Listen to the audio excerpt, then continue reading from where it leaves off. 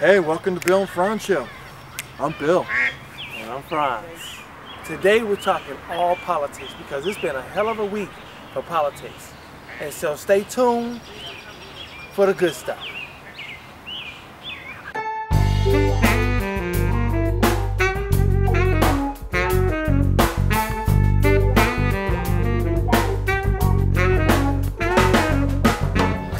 Yo, what's up, Bill? How you doing, man? Beautiful, another beautiful day. I'm doing great. I'm pretty happy to be here. We're in Forest Park. It's wonderful. Wonderful. Happy Saturday, St. Louis, Missouri.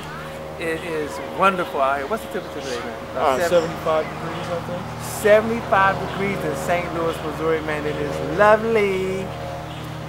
So what's on your mind, man?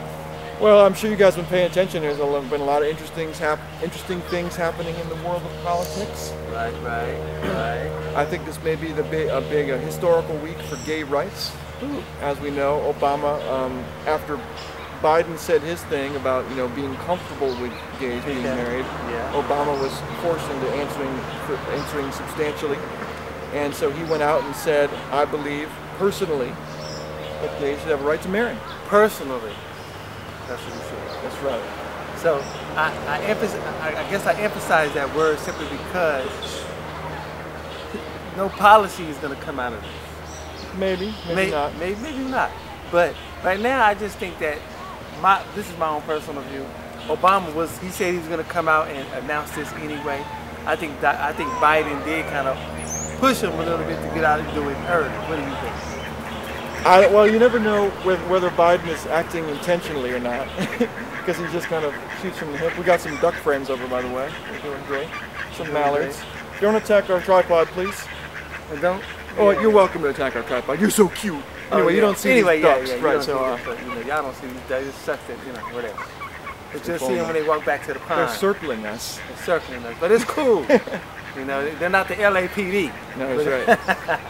But, so anyway, Biden said what he said, and then Obama did his thing, and he went out, "Good Morning America," and said it, which is a landmark thing unto itself, because they're all saying, "Well, no, sitting president has never supported gay rights before, gay marriage reform," so that's a big deal. And even if he waffled on this, well, it's the states' right to decide, that's almost an inevitable thing, at least before the election. But the good thing is, he came out as a sitting president and announced his belief. That's right. Okay, and that's cool because you like Bill just said, no other president has done that. And you can give him applause for that. Go ahead, go right ahead. Give it on. It's cool. Okay. It's funny to me, man. I got a phone call. I have my background and my family they're very religious. You know what I'm saying? So that right there was like a no in my family, right? But I had to explain to some of my members of my family that hey, we're talking about rights. Yeah, we're talking about civil rights, okay? And if you're black, don't want to take it there, but if you're black, you should really understand civil rights. It's downright hypocritical, in my opinion. I'm not exactly. If you have any understanding of the history, which I'm sure you do, the civil rights movement, and then to get those civil rights, and then say, well, now here I am, but of course this other group should be denied right. But my whole thing is I want to tell all my Christian friends that if you're a real Christian, this is not your battle. This whole marriage, gay thing is not your battle. Because you Christians need to understand that God gave everybody free will. Let me say it one more time. Free will. Stop judging folks and just do what you're supposed to do if you're a real Christian. Sorry. This is how I feel. Do what you're supposed to do as a Christian for real. You pick your battle. This is not your battle. Right. Okay? Now speaking of battles, of course the next day, this is great stuff, it came out that Romney had bullied some gay people back in the 60s. And the most egregious one, or the one that gets the most attention, is when he and a bunch of other people pinned down some guy who had long bleached hair, and they pinned him down and shorn him like Samson. Right. And while he was crying and screaming for help, and everyone but Romney remembers. Romney actually forgot. Let me correct myself. He forgot that he cut somebody's hair. pin them down. How do you forget that? You don't forget that. Come on, Romney, just tell the truth, man. We know you're gonna flip-flop once you get the nomination. You pretty much in for the shoe in for the nomination anyway. We know you're gonna flip-flop. Man, just tell the truth. See, those who want to vote for you, people who want to go for you, why don't you just start telling the truth, man? Because we already know that. I already seen the real Romney. You seen the real Romney? I'm not sure. I think I seen the real Romney, and I think he's the real Romney is confused. That's true. You know, that's what I think, because you can't stand on the issue, man. Stand on the issue, man. Where should he stand? On the issue, man. You know, Romney, for real, man, for real. Did you bully the guy or not? Yes or no, man. We don't need no excuses. We don't need no whole story. Yes or no. Because you already issued an apology.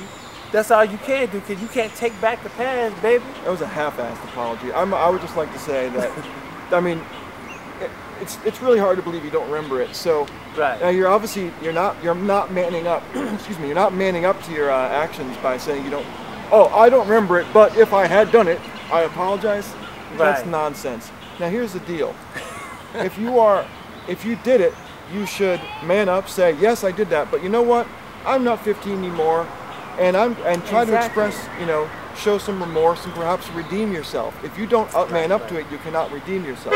Maybe he needs to go on Judge Joe Brown, because Judge Joe Brown, he gets brothers to man up.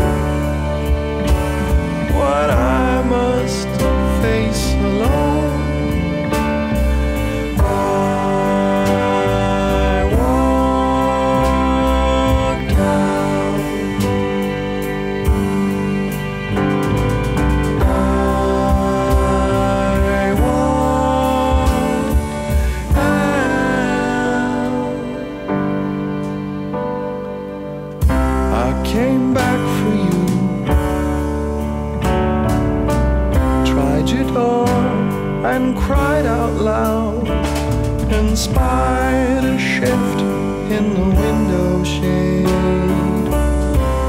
The wind blows, all said and done. We were the two to choose to be.